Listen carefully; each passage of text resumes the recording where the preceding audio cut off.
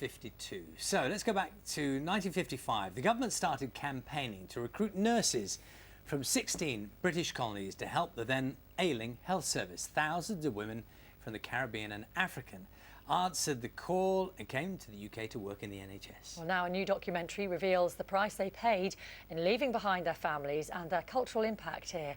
Let's take a look at some of the programme. Working as a midwife, some things had to be sacrificed.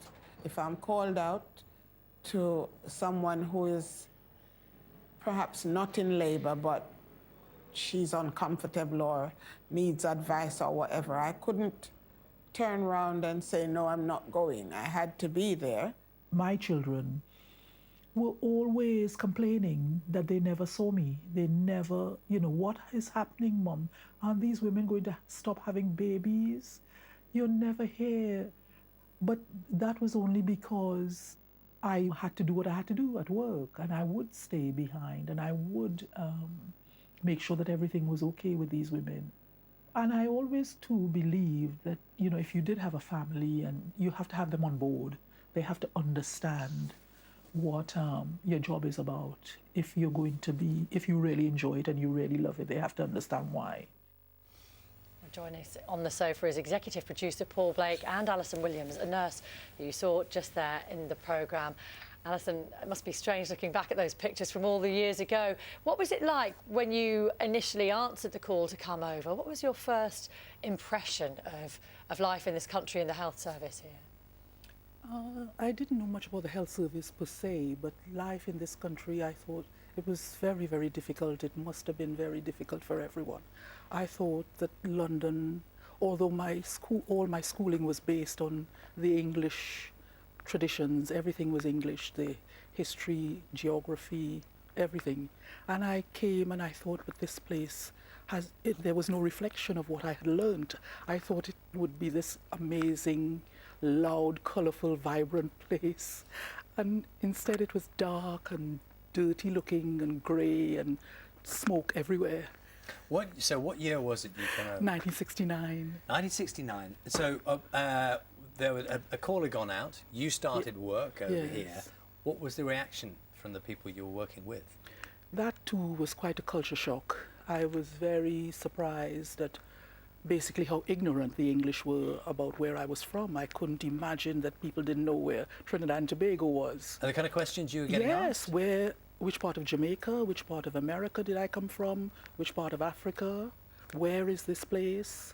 And were they comfortable with you being their nurse in that situation? No, we had a lot, because in my hospital in particular, quite a lot of us were from the Caribbean, and they, my colleagues before me had the similar problem, and they thought you were dirty. They said, don't touch me with your black dirty hands. The black will rub off.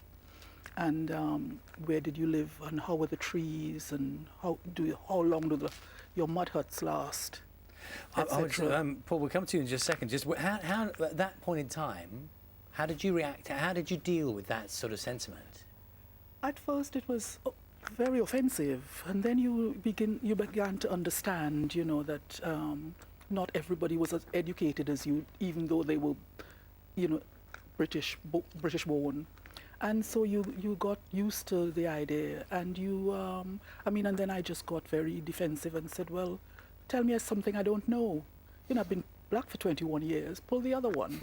And, some of them would laugh and some of them would still be resistant to you. And then you would have to say, and you would get your superiors to help you. And they would say, well, you either get the care or you don't, because this is all you have. These are the nurses we have. Paul, thank goodness for the resilience of people like Allyson who came here and stuck it out, because these workers were absolutely essential, weren't they, to the workings of the NHS at the time?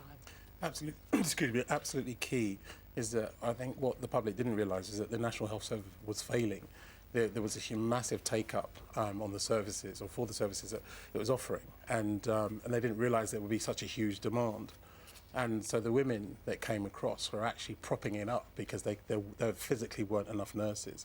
So it was quite a hugely important thing, I think, for the health service and for the country. I mean, in a funny kind of way, those arguments about who we need to do what jobs, they're still so relevant now, aren't they?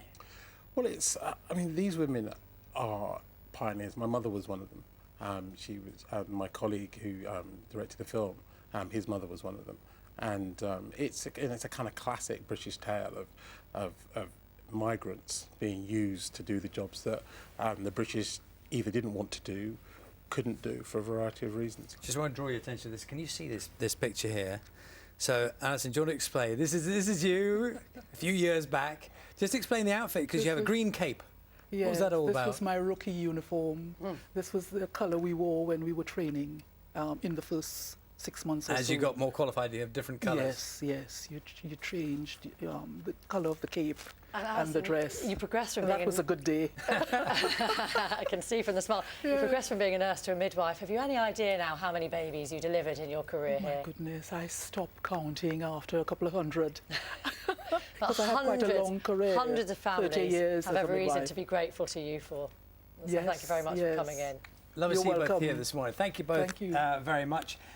Just a reminder, Black Nurses is the programme, The Women Who Saved the NHS. It's on Thursday evening at 9 o'clock. That is on BBC 4. Well, that's it from us for today. Christian and Sally will be on the sofa tomorrow morning from 6 on BBC One. That's it from us this morning. Have a lovely weekend from everyone here. Bye-bye. Goodbye.